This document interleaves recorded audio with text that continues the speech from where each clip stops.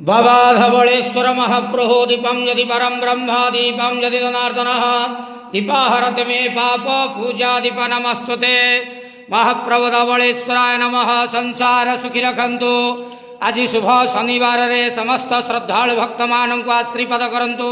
मनस्कामना पूर्ण करंतु। कर्मक्षेत्र उन्नति करंतु। ग्रहरिष्टमान खंडन करंतु। जगतर मंगल करंतु। विश्वर कल्याण करंतु। महाप्रभु धवलेश्वराय नमो नमः। प्रभु करचरण कृतं वः कायजं कर्मजं वः श्रवण नयनतं वा मानसं वा पराधं विहितं वः सर्वमेतत्क्षमस्वं। जय जय करुणाब्दे श्री महादेव शंभु। धवलेश्वर महाप्रभु संसार सुखी रखंत आनंदे गवार हरि बोलो।